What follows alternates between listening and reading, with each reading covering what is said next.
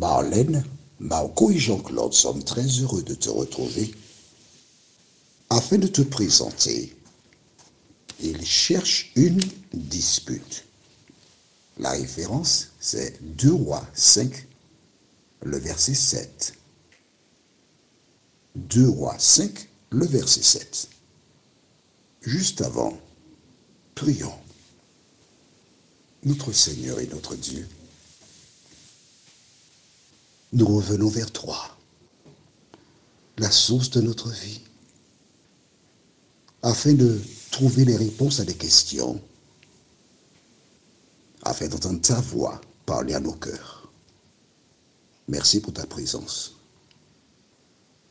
Merci de nous aider à comprendre les subtilités de l'ennemi.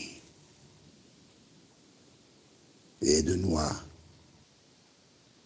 aller de l'avant, nous t'en prions. Au nom de Jésus, pour ta gloire éternelle. Amen. Nous revenons dans le livre de 2 Rois, chapitre 5. Et nous lisons 2 Rois, chapitre 5, verset. Nous allons lire verset 6, pour nous remettre dans le bain. Il porta au roi d'Israël la lettre où il était dit, maintenant, quand cette lettre te sera parvenue, tu sauras que je t'envoie Naaman, mon serviteur, afin que tu le guérisses de la lèpre. Lorsque les chars approchent de Samarie, de la ville, les gardes se préparent. On annonce au roi, les Syriens approchent. Il y a plusieurs chariots qui arrivent. On dit, oui, c'est le chef de l'armée de Syrie qui arrive. Attention, le chef de l'armée de Syrie. Relis verset 1. On est dans 2 Rois chapitre 5, verset 1. Naaman, chef de l'armée du roi de Syrie, jouissait de la faveur de son maître et d'une grande considération, car c'était par lui que l'Éternel avait délivré les Syriens. Mais cet homme fort et vaillant était l'Hébreu. Tu as bien vu, je ne t'avais pas encore donné cette précision. La Bible dit que c'était lui que l'Éternel avait utilisé pour délivrer les Syriens. Rappelle-toi, cherche bien. Tu verras que je t'ai expliqué que Israël était la lumière du monde, censé conduire les autres peuples vers la connaissance de Dieu. Aussi longtemps qu'ils demeuraient fidèles, ils remplissaient la mission. Quand ils étaient désagréables à Dieu, ce dernier enlevait sa protection. Et les nations venaient châtier Israël. Et quand il prenait des coups de bâton, qu'est-ce qu'il faisait? Il criait à l'Éternel, il demandait pardon. Il revenait à l'Éternel. Et l'Éternel les délivrait. Donc Naaman est perçu par le roi de Syrie comme un opposant.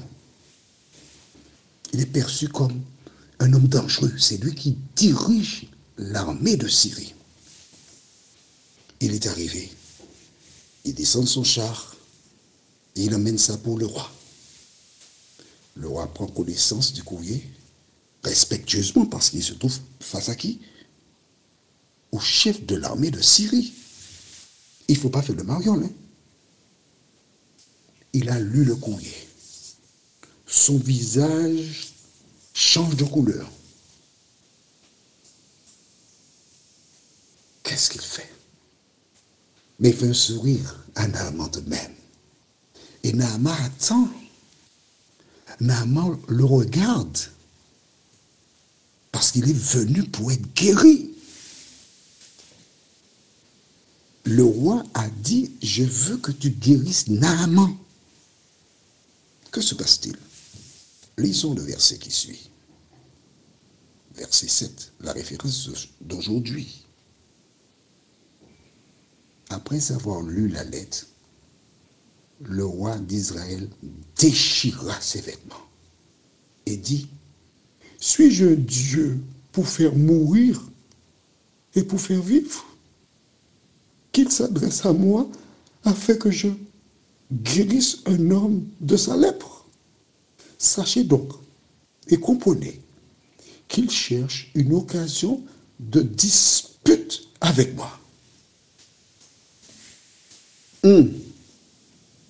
L'affaire est dite.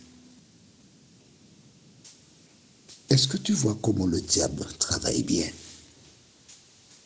Comment il circule bien? Mais à travers ce récit, il y a aussi des leçons que tu dois tirer. Toi qui m'écoutes.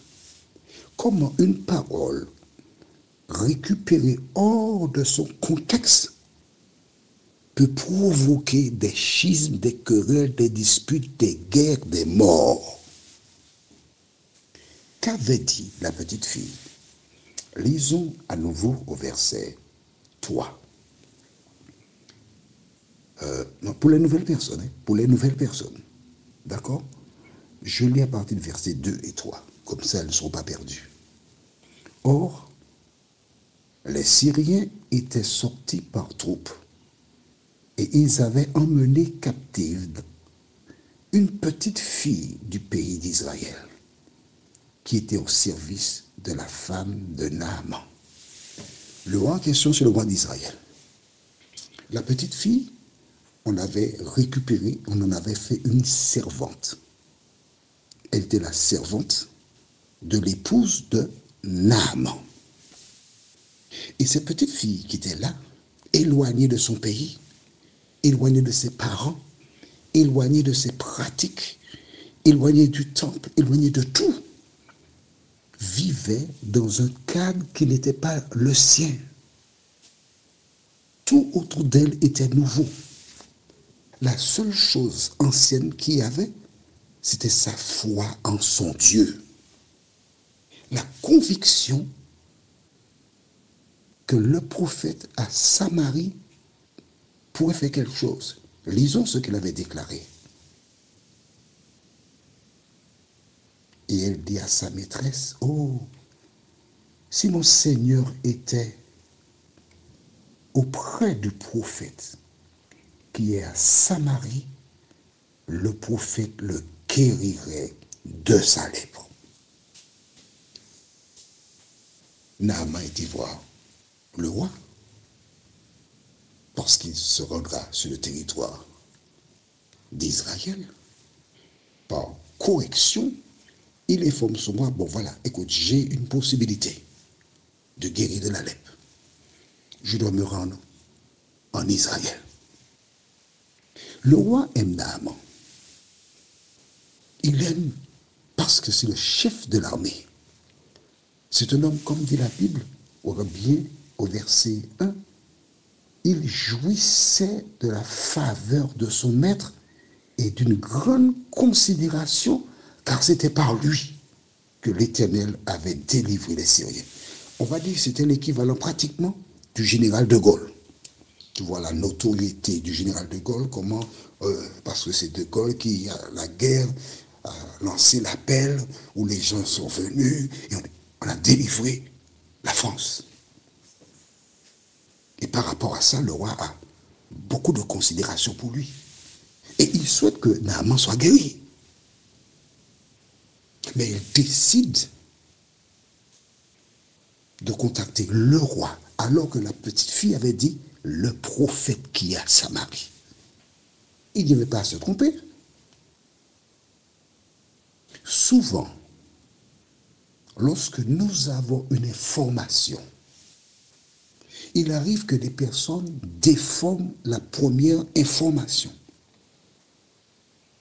Et on a une nouvelle information qui n'a rien à voir avec la première information. Et c'est ce qui est arrivé là. Incompréhension. Et que se passe-t-il? le roi d'Israël, une fois qu'il a lu le courrier, en aparté,